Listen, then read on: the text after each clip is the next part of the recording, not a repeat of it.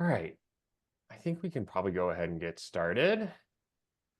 So, hey everyone, welcome to the next installment of our Builder Lab series, which we're calling "How to Optimize a Figma Design for AI-Powered Experiences." So, it's no secret that at Builder we love Figma, and we've integrated Figma into many of our core workflows that both we and our largest customers rely on, not only to build these, rich digital experiences, but also for generating production level code components. So we spend a lot of time in Figma every day, right? That being said, not all Figma designs are created equally. So while you can import any Figma design into Builder, there are lots of tips, tricks, optimizations to make sure those designs are set up for success, make sure that they will, be able to import cleanly for your design team, for your development teams down the road, and not, be a bottleneck for more adjustments later, right?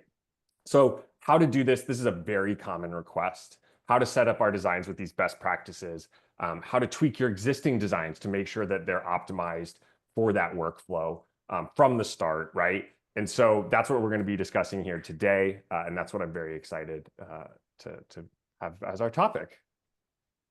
So hi, everyone. My name is Tim Garibaldi. I lead our technical success teams here at Builder. So that means I'm working every day with our largest enterprise customers across both our publish and develop platforms. And so, I'm working with teams to make sure that they're using Builder and optimizing their workflows in Builder. But more importantly, I'm joined by my colleague, Tiana, the Figma guru of Builder, who leads a lot of our product design. Very excited to have you here, Tiana. How are you doing today? I'm doing great. Hi, everyone. As Tim mentioned, I lead product design here at Builder. We're going to be going over the Figma plugin, which is actually very near and dear to my own heart because it is a project that I work on. I tend to focus more on the AI realm with our features. And fun fact, we actually use everything we build in Builder, we actually use internally. So this is a tool that we use to build out our documentation site, our actual marketing site. I'm very excited to go over it with you today. Yeah, absolutely. No, I love showing customers and prospects, like when you go to our site and use our Chrome extension, you can see everything's built in Builder and we're using our Figma importer and all of that. So we definitely like to practice what we preach. So awesome. Excited to jump in. So quick agenda today. We'll do a couple slides, just very quick intro into the lab. But we really want to focus on the meat of this, which is a walkthrough and an actual demo of how to optimize your Figma designs. And that's where we'll be spending most of our time. And then, of course, we have some time at the end for Q&A. Hopefully, you've already posted in our chat. Feel free to add questions there. I think there's also like a Q&A section in the chat where you can post questions. Just make sure you're posting them to the entire group, and we'll be collecting those and make sure that we have some time at the end to answer those. So without further ado, let's go ahead and get started. Yeah. So Figma designs, that's what we're here to talk about today, right?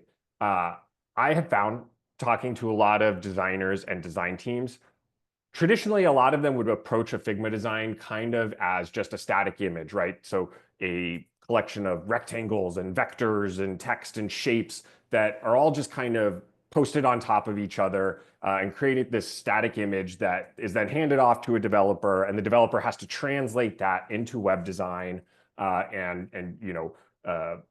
figure out how to best map that design to web components or their front end framework or whatever the case may be, right?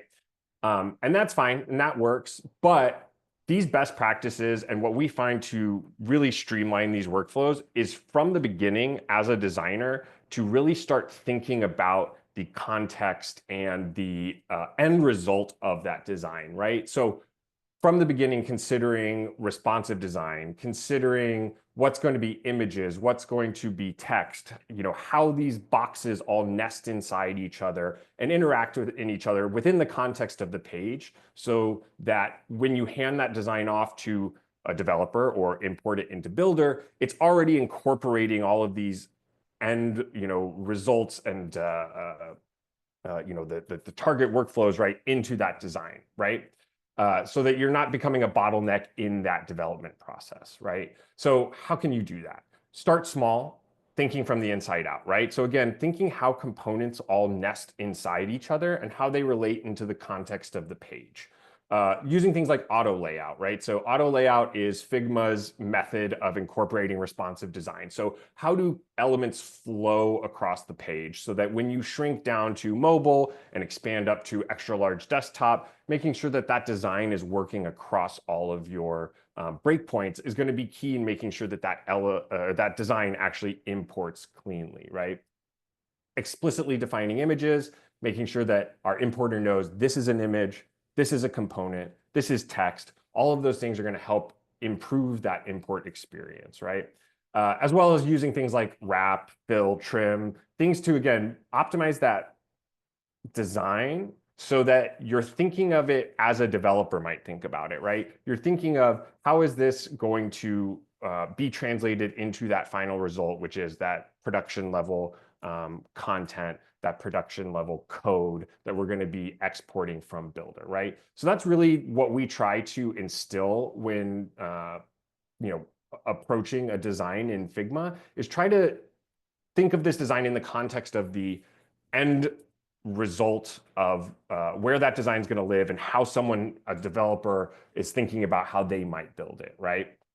And the good news about this is that while these are best practices and recommendations for how to optimize your design for import into Builder, they're actually not just Builder specific best practices. These are just Figma best practices in general. So even if you're building a new design in Figma to hand off directly to a developer and not going through our importer at all, it's still going to optimize that design to make for a better workflow across your teams, which is going to save everyone time, going to save everyone money, and of course, optimize your workflows, which is what we're all about, right? So sounds easy enough, makes a lot of sense. And of course, we love talking about these things, but more so we like showing them and we like doing them, right? So I think from here, we can go ahead and just jump in to a demo of how to actually implement these things. And I will go ahead and stop sharing my screen and hand it off to Tiana. Yes, let's do it. All right, give me a second. I'm going to share my entire desktop so that we can also look at Builder. Did I do the right one? Everyone can see my Figma design. Yes. All right, cool. Welcome to my little playground file. On the right-hand side, we have a landing page that's already been built out and set up for import using the Figma plugin. It should work. I've tried it several times. It works every time. Yes. You never know with AI, right? Right.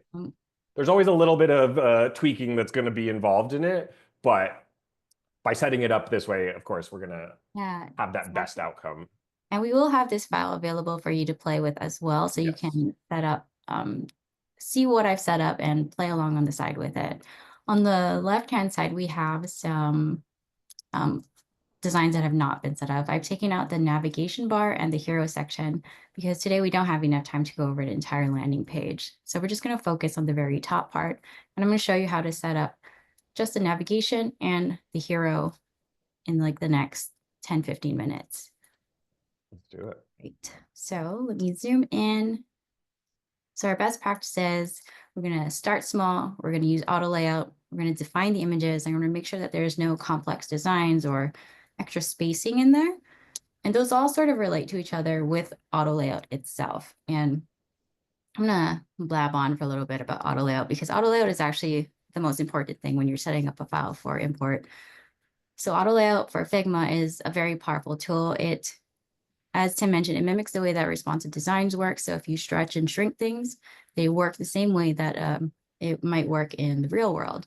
And autoload is basically just, if you're a developer, it's a CSS flexbox visualized in a visual term. And to put it even more simply, it's just a frame with a setting applied to it.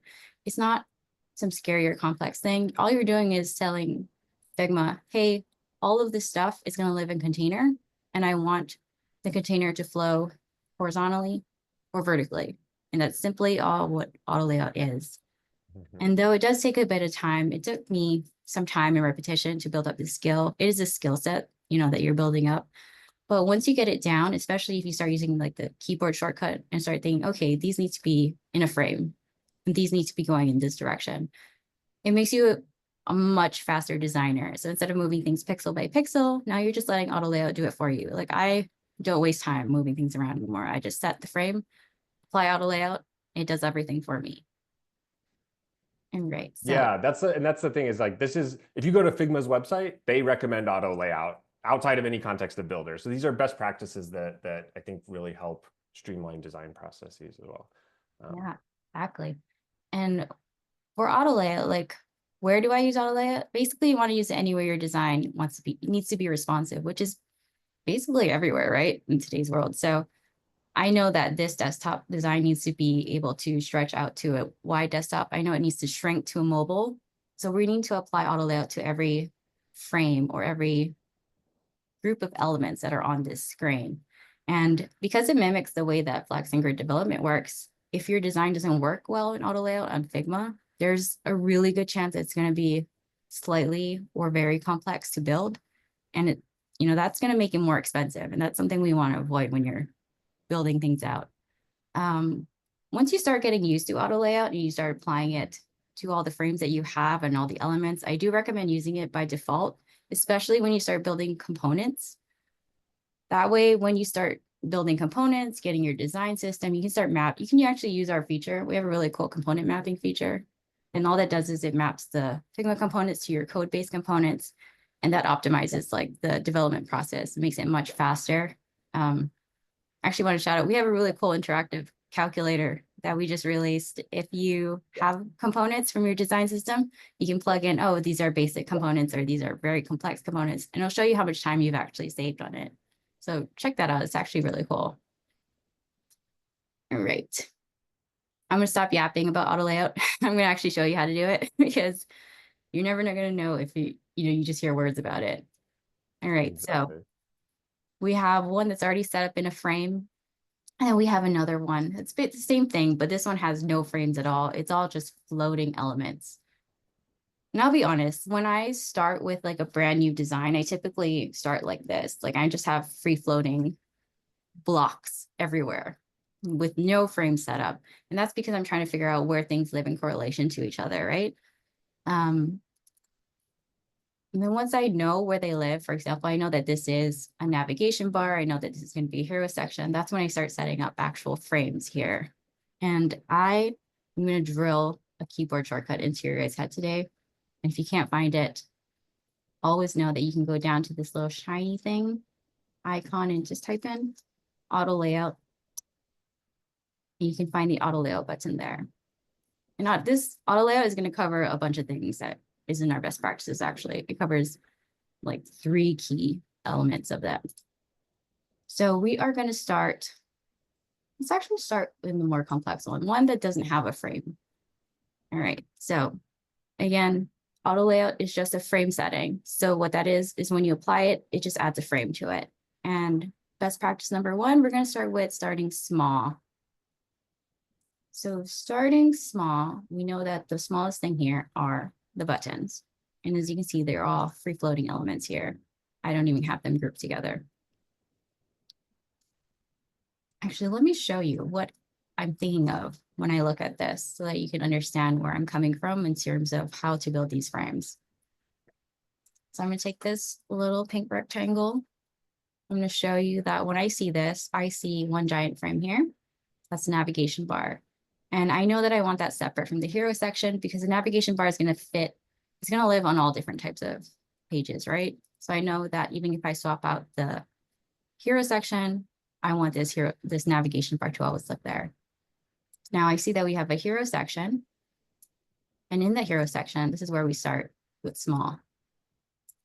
I see that this group of buttons flows horizontally versus the text above it flows vertically.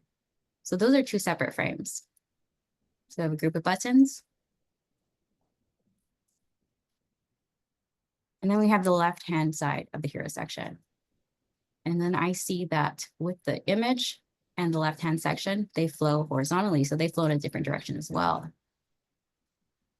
Oops, sorry. Grabbing the wrong thing.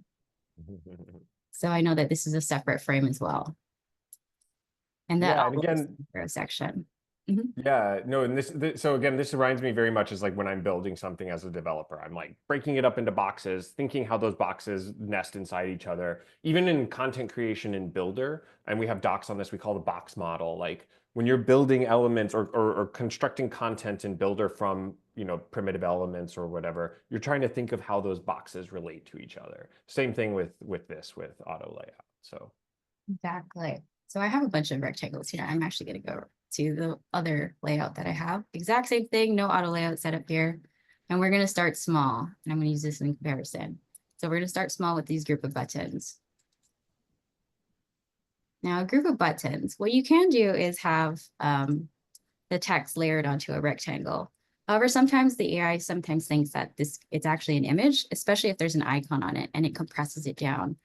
So to avoid that, what you want to do is actually put the text into its own frame and put a background to that frame. And so we're going to do, this button is actually going to cover a few best practices. So we're starting small. We have an image here, an icon. To define this image, all you have to do is go to your right-hand side to the export, click the plus sign, make sure it's set to some sort of image, JPEG, PNG, and that's it.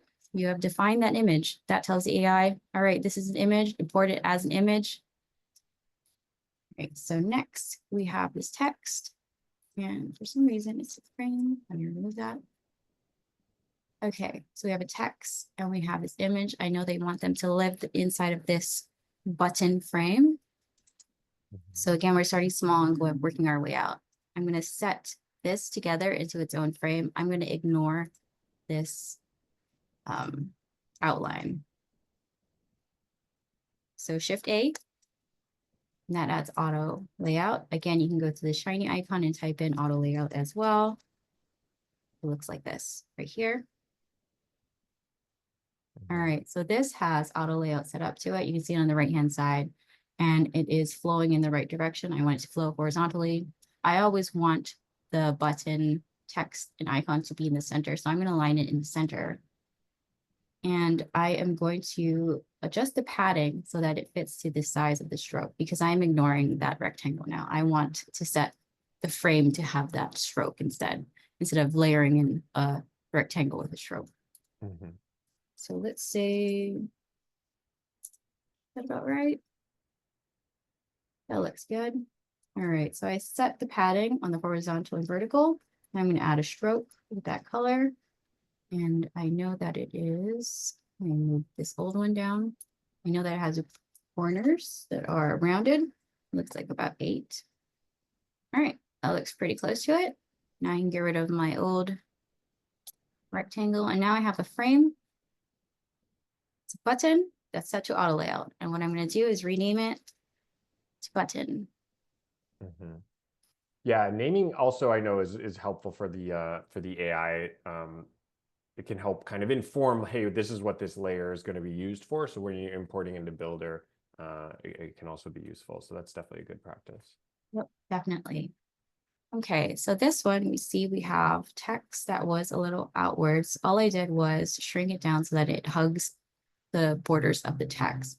If you have, this is our best practice number 4. If you have spacing that is too much, too outwards, the AI might think, oh, this is actually part of the design, and it'll take that extra spacing and it might apply a border to that because it sees, oh, this person has manually put that in there. This is what I need to bring in. So if you keep the bounding borders set to hug the actual content, that'll help the AI think, okay, this is actually where the content ends. Mm-hmm. All right, so working this inside out, again, we're going to do the same thing. We're going to set a frame to it with auto layout, Shift A, or again, go into your action panel and type auto layout. So I have auto layout set up. I don't have an icon there, so I'm going to ignore the gaps for now. But I'm going to set the same padding to the side and vertical. I'm going to set the same corners, and I know that I need it to be that funky purple color. Now I have a button that's set up. So this button should import perfectly into Builder. It's telling the AI, all right, this is a frame that has this color set to it, and it has text in the middle of it. And that's where that text should always live. All right, so if I zoom out, we're gonna, again, starting small, going large. I know that this content needs to live together. They always need to be moving in the horizontal direction, especially in desktop. So I'm going to select those two. I'm going to click Shift A. All that does is it's building another frame, telling the AI, okay, this is another frame and all the content is going to be going horizontal. See, I'm just going to adjust this for some best practices. I'm going to set that to 16. And I'm going to rename this button group. And I did not name this button. So let's go back in here and rename that. Oops, hold on. I went to search. Yeah, and you'll notice also as you're adding auto layout, the icon in the kind of layers on the left is changing. So it's going from that hash kind of looking icon, which is saying that this is, who knows what this is, to now showing these are flowing horizontally or vertically depending on auto layout. So that's also like a good way to know this has auto layout applied, and this is kind of flowing in this way. Yep. Good call out. And then the other thing is, so these are frames. If you see this frame here, it mimics the same frame icon here in the action bar. You always want it when you're importing to look like this button right here. Just two things, and it tells you which direction it's flowing in. All right, so we're gonna work on the left-hand side of the hero section. I know that these need to live together. So I'm gonna Shift A, that's gonna create a frame, auto layout. Again, you can go here, type in auto layout. All right, and it looks like there's some extra spacing here. I don't know why when I select it. Let's go in. Oh, yeah, there we go. This is what we don't want. We don't want all this extra space here. It's going to tell the AI that something needs to live there. And so we're just going to double click the edge and that sets it to hug the content. Make sure this one's hugging. Yep, that looks good. That looks great. And now I know that this needs to live here. I don't want these buttons floating on the right-hand side of this mobile preview. So this is also going to be its own frame. And I'm going to call this left content. And name this text. All right, so we got our left content set up. Now we have our image here and we have a little blob here as well. And let's say the end result is that you want this landing page, when someone hovers over this image, you want it to be floating above. Maybe it has an animation there, or maybe this blob behind it moves.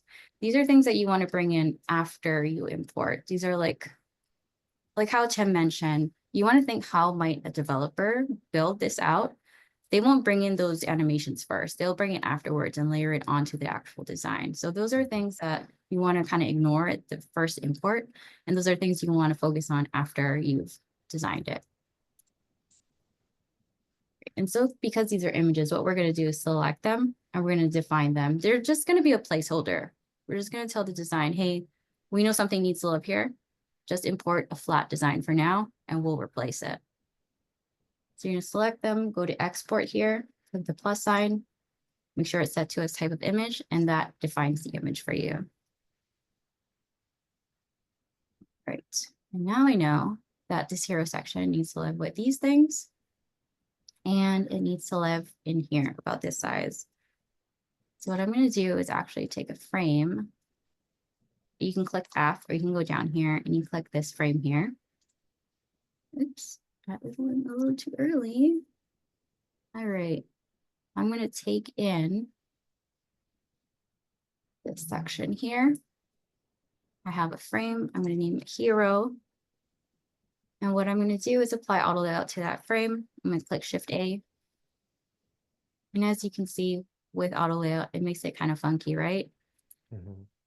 So I am going to actually group these together. I'm going to group my images. You can group them with Shift G. Group. I'm just going to layer it behind it. Again, the images are basically like a placeholder, so focus on that later. You can also add it into its own frame. Right now I have it in a group. I'm actually just going to add it to a frame just to make sure that it flows correctly inside of this.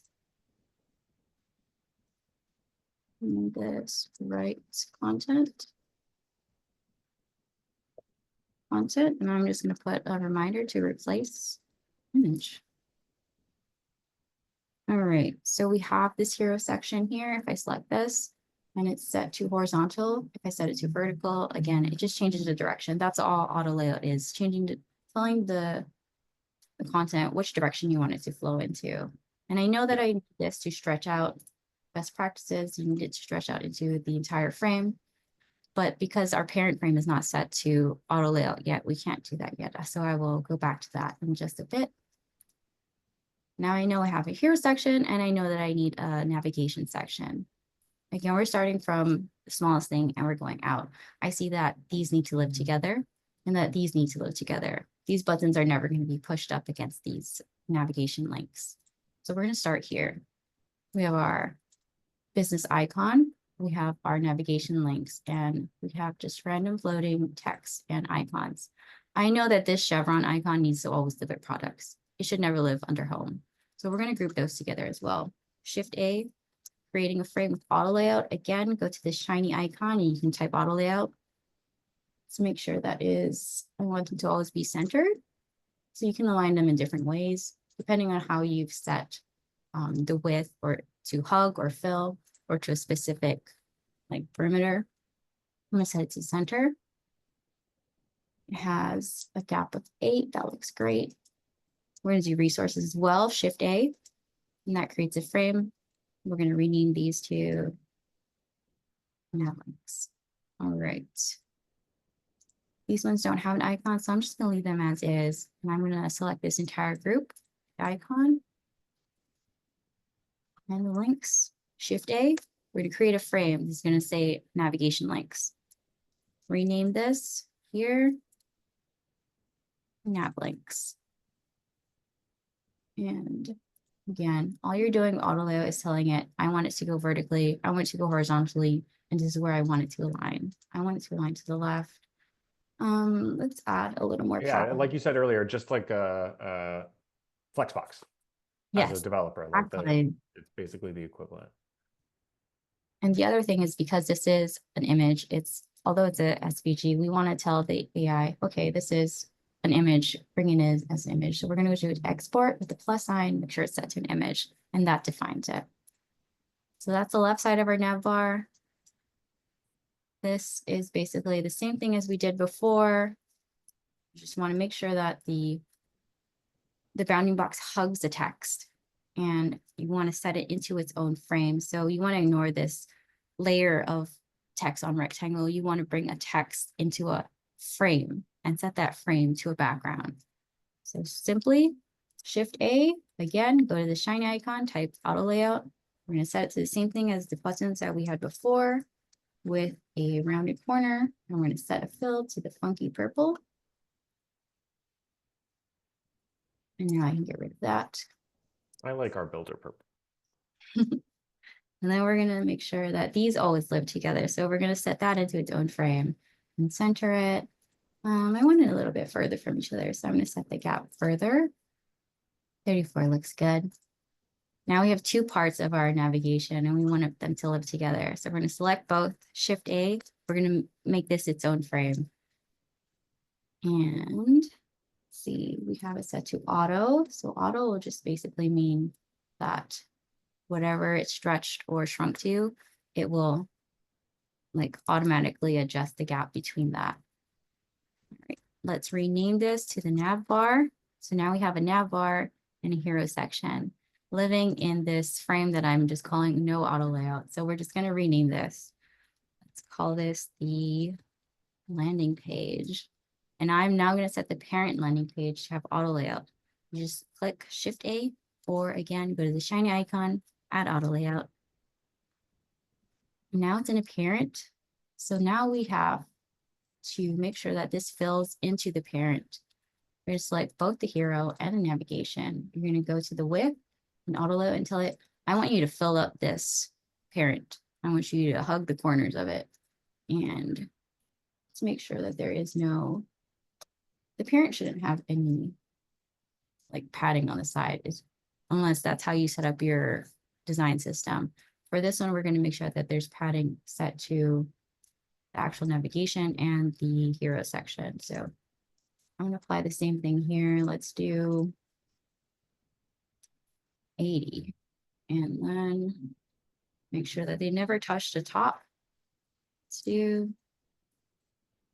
that's a little too big. Let's do 24. All right, so we have a navigation bar, we have our hero section and our landing page. Like a pro tip for this is you always typically want to set horizontal stuff for the width to fill, and then the vertical stuff you want to set to hug the content. That's a pretty good line to start off with. There's going to be, edge use cases where that won't matter, but that's a pretty good guideline to start with. So let's set this to hug. All right, that looks pretty good. Set this to auto, and that moves the image over. All right, so the entire thing should be set up with auto layout. It looks pretty close to this with some extra spacing that I added. And this should work responsively. So when you push and pull things, it should work the way it would work on an actual website. This is not working. It's not moving out. So there are some cases where you're going to set the width to a certain number. You always want it to be that, or you can set like the max and minimum. Those are going to be in like the advanced layout stuff. We're just going to have it set to that for now. So that pretty much covers all of our best practices. Again, it's not a scary thing. It's actually very simple once you watch someone do it. Well, that's what I was going to say is like we obviously went slow and you talked through the whole thing, but even me, I'm not a Figma expert. I'm not a designer. And sometimes customers will send us, some designs and you can go in and like, what is it, Command A, just like bam, bam, bam, bam, bam. And you can actually get it pretty good pretty quickly and you get used to it for sure. Yeah. Again, it just takes a bit of repetition. It's a skill that you need to build up. It does take a bit of time. It definitely took me a bit of time, but once I got it, I never not consider using auto layout. It does the work for me. I don't have to manually pixel push anymore. All right. So now that we have the landing page, let's go into the import and let's hope for the best. Make sure the AI sees that what I did is our best practices. All right, so let's open up Builder plugin. All right, let's see. It's telling me I have low auto layout. That could account for this image right here. Yeah, that's it. If it ever tells you, this is a pro tip, if you ever select something and it tells you, oh, you have a low auto layout, you can select your individual frames. And it'll tell you where it's lacking there. And I know that it's lacking the image. Yeah. But I also know that this image should not have auto layout because I'm going to bring this in later. It's just a placeholder. Well, and one thing also, maybe this is a good time to call out. So you can see there's the export mode, easy versus precise. And this is something that developed by Builder. There's a couple different ways that you can import your designs. Easy mode is meant to say, hey, this is just my design as we built it. Let's pump it into the AI and see what comes out. And precise mode is like, we've set everything in auto layout. We wanted it to exactly look like this and give that exact output every single time. And so that's why you can see, even though there's a lot of auto layout, it's still saying, hey, you're missing some auto layout. I think if you go to easy, it wouldn't give that call out because it can still be a little more flexible. Now, it's also calling out here, precise mode is the only way you're going to get that component mapping, which is the kind of deterministic importing that we have at Builder, where you map like components from Figma to your code components. So there's obviously like trade-offs between the two. Yeah, I mean, you generally can get a great result across either of them, depending on like how your design is set up and what it is you're trying to get out of it. So yeah, it's a great call out, the easy and precise mode. So I like to use easy mode when I'm working with a new layout. And I'll export it in easy mode just to see, okay, am I setting it up correctly? Is my design too complex right now? And then in precise mode, once I start using my actual components, once I start setting things up the way that I would for real life, handing off to a developer, that's when I would use precise mode. Mhm. So let's give it a try in precise mode. It's set up. The only thing not set up is the image, which I will replace later. So let's hope for the best. Export the design. I hope this doesn't take too long. I tried it earlier today with another design and it was Yeah, it can, especially depending on how complex. There you go. Actually, that was quite quick. Um, yeah, it can take some time to to pull everything together. Now, the other thing I was going to say is, obviously these best practices are going to make it so that it imports better. There's still usually some expectation. I mean, that looks pretty good to me. that imported pretty well. uh, As you can see with the image, if I go to the layers tab, it imported it as an image. And that's fine for right now because yeah, I can chat with the AI later and say, hey, I want you to replace it with this content. Or I can manually go in or have a developer go in with an animation and just replace everything there. yeah. Yeah, and you can see like how the image flowed underneath the section, but the text section, but that text section maintained the location of the buttons and everything. You can see how the elements of the nav kind of flowed. Obviously, you might have a mobile nav, so maybe if you're using a component, that would be a good way to do it to translate it. But generally, I mean, I think this looks pretty good.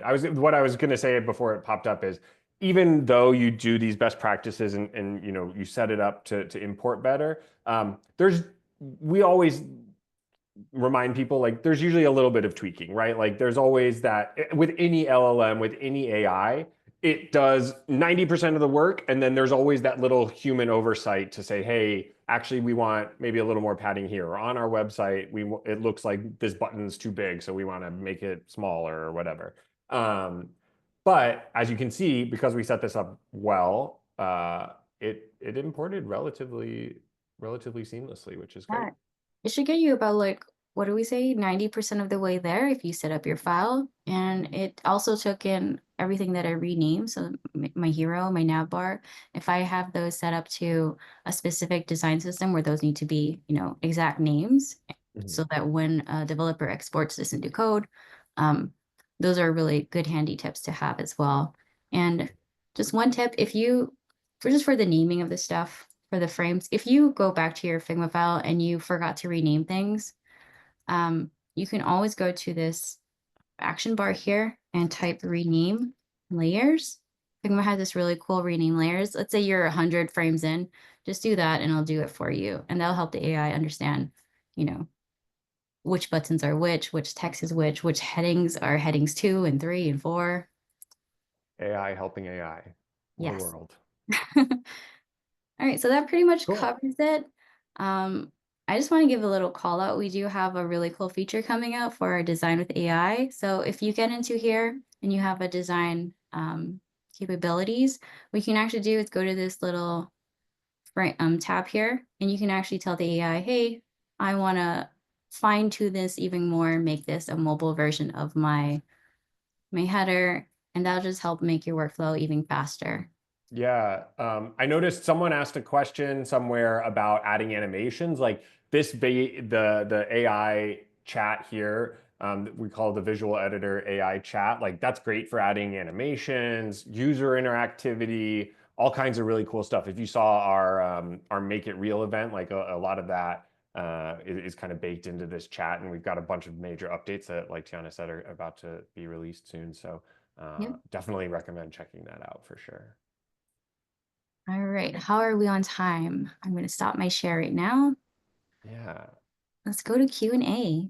Yeah. I think we can, yeah, jump straight into Q&A. So first question, is there an order of operations that has to be applied when auto layout? Does it matter if it's in or out? I think we recommend starting small and starting from the inside and moving out because that helps with kind of setting the nesting relationships. I don't know that like there's a technical requirement for it necessarily, but um, in general, that's kind of, Particularly, I would say that it really depends on again, it's based on your content, right? If you have a frame setting that you you know that you need to use, you can apply that standard frame setting across and then work your way from the inside out of that parent frame that we just did. Or you can do it free floating. You can just start from the inside out if you don't have any frames at all and just start working your way out. There's not really a set order to do it. Mhm. Cool. Okay. Rupesh says, are we considering responsiveness while creating auto layout, or will that be taken care of later? Yeah, so auto layout is the responsive design or the responsiveness. That's kind of Figma's approach to responsiveness. So that's what's baking that in there, and what's gonna translate well later. So cool. Frank asked, is there a reason why the logo is set in the demo to a PNG instead of SVG in the export? I think you just need to set it as a defined image, and then that just helps the AI output as an image block. But I don't think there's any necessarily reason. There's You not could really a choose. necessary reason. There used to be where if you had set this is like previous versions, if you had set it to SVG, the SVG would come out. I don't know why, but spread out across your page. But technology has gotten much better and we've got fine-tuned it more. You can probably set it to SVG and it'll import as an SVG. Mhm. Cool. All right. Will y'all be hosting a similar demo where the file uses component instances from a component library? Yes, I mean, we've had some of our previous demos definitely do that. So Builder has a full, what we mentioned earlier, kind of what we call component mapping. So if you pull components into a Figma design, you can set up a mapping in our plugin where you deterministically say this Figma, hero maps to this hero component in our code. And that actually, I mean, that even removes some of the need for any of this like adjustment because it'll tell you this component means that code component. And so all the design is just baked right into it. So yeah, that's definitely one of our core features and one of the functionalities that we promote the most and we love to see our customers using. And that's also true for develop or publish, right? That component mapping is good for generating components based on other like component blocks of a component library, as well as generating that content that can, be built out of a bunch of different components. So cool. Similarly, Branko is asking, do you suggest using design tokens or something like this plugin? I'm not familiar with that plugin specifically. I know that we do support design tokens in Builder as well as mapping. Again, so that you can create these mapping functions that will map uh, Figma design tokens to Builder design tokens. And then in Builder, if you have these design tokens set up, your editors, your creators, your developers are going to be limited to that subset of, colors and margins and fonts and all that kind of stuff. So again, you're able to streamline your development design processes and maybe and able to kind of deterministically say this color in Figma should be this color in Builder in our content in our code components. So definitely something we have some docs on and worth checking out. So cool. Question from even without relying on design system library, does converting parts of design into local components help the plugin generate a better result? Yes, it does, especially when you set up your component without a layout and with repetition, again, the AI is going to understand this is a local component. This is how, this is the style, design, the setup that these similar components should be exported out as. Yeah, cool. Um, Shelby says, what if we're using components in Figma? Will the import method still work? And do the components get turned into symbols or templates in Builder? Yeah, we touched, that's kind of part of what I mentioned earlier. It doesn't necessarily get put out as symbols and templates in Builder, but it would put out as your code component. And if that code component is registered in Builder, then it'll just be that custom code component. So yeah, I recommend again checking out the docs on that, but it should just map cleanly and lovely. I don't know what other. I'm just going through the Q&A questions. Tiana, were you looking at another? There was a question, an interesting question that someone wanted to understand more about exporting with Builder versus copying and pasting into Builder, and that's using the plugin. That's very simple. So when you select something, let's do this hero section, and I export it. You're not sharing your screen if you're. Oh, sorry. My bad. Let's see, desktop 2. All right, so I already selected this hero section and I select export. The way that we did it before with this entire hero and nav, we did the view code in Builder and that just imports it in. Copy to Builder is just another version of importing, except it just takes it. So you copy it and you can go to Builder. And let's say you have, this is good for like when you want to add things into stuff that you already did. So let's go to my layers tab. I want to put it into this landing page. You're just going to paste it in. And all it's going to do is paste that new thing that you imported into your own content. So let's say you're building out one single content and you're building it out section by section. The copy and paste into Builder is a good way to do that. So it's like, instead of building out the entire page all at once and you're doing it just one by one, you can just do it all into one content entry versus having multiple content entries for multiple sections. You can copy and paste each section into one entry. Yeah. Yeah, exactly. Yeah, so different flows, different depending on kind of what you're looking at. So Oz asked an interesting question. They said, it seems like Builder understands the design differently each time. So group of designer developers were creating prototypes in Figma, and every time we send the designs to Builder, it seems to be understanding the designs differently each time. This instability is a big problem for us, even if it made a consistent error, it would be better for us. So yeah, I mean, this is an interesting question and kind of goes to the core of like LLMs and using AI, right? I mean, when you use these best practices, that's making it easier for the import so that it is a bit more deterministic every time. But this is kind of inherent to how these LLMs work. Like if you go to ChatGPT and you ask a question, it's going to give you a different answer every single time. That's just kind of how they generate their output and how it would translate this design to Builder. It shouldn't be like wildly different every time. And again, the more you follow these best practices, the better it should be. But to get that deterministic output, that's where we really recommend this component mapping, right? Because that's saying this in Figma should be this exactly in Builder or in our code. And so that's really the best way to guarantee that you get the exact output you want every single time. But if you don't have the component mapping, if you don't have that set up, then following best practices, simplifying your designs, making sure they're set up well is going to get the most consistent results. Though again, it's hard to guarantee the exact same deterministic results every single time. So hopefully that answered that.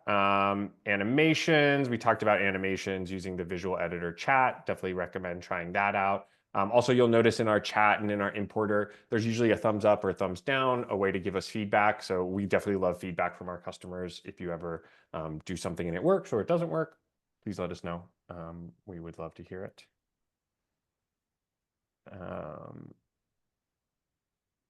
Let's see. I know we're almost at time. I did want to, one question, can we get the code into VS Code like IDE? Yes, definitely. So this is kind of, so what Tiana showed was importing into Builder, and then you have the kind of design there. And from there, you could either do code generation to create code components, or you could publish it out to your page using our visual development publish platform. But we do have a new flow that actually just recently came out, and we have docs on this as well, where we call our CLI code gen flow, where you can take designs from Figma, and there will be a prompt in that plugin in Figma. You paste it in your terminal, and it will just pull the design output as code directly in your code base, in your IDE, VS Code, Cursor, whatever the case may be. And then you can just develop from there. So that's like one of the core flows of our develop product, where you're able to, take Figma designs, output into production ready code. So definitely recommend checking that out and checking out our documentation on that as well. Cool. I know we're at time. We do have some other questions. So we can just power through some of these. Is it okay to use suggest auto layout? I don't know, Tiana, do you ever use suggest auto layout? Is that? I do. I've had success and no success with it. So it's very much up in there. Again, it's in beta for Figma.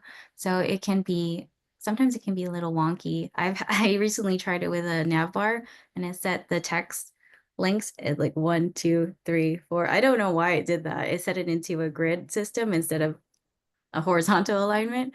So if, you know, again, we're going to share this link to this chat. Auto layout is very simple to use. You just shift A, add a frame.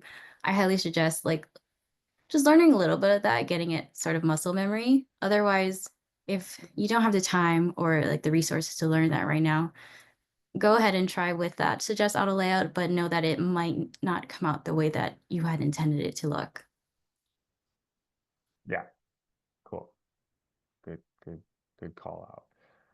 Branko asked, is there a way to generate code in React with MUI? How can I achieve this? Yeah, so that would be our develop product. Again, talking about that CLI, or just develop in general. There's ways you can take this design, output in different frameworks using, different component libraries and stuff like that.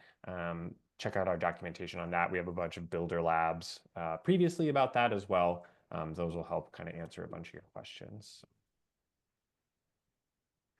Cool. I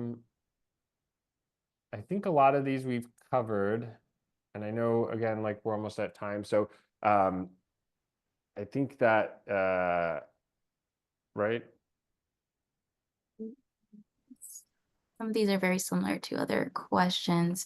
We do have, if you want more resources for design to code guides, we do have those resources available on our website and through our documentation. Again, calling out that calculator if you want to see how to save time. If you want to see sample designs and real code outputs, if you want to see tips and tricks for designers and developers, we have those all readily available in our resources guide on our website. Yep.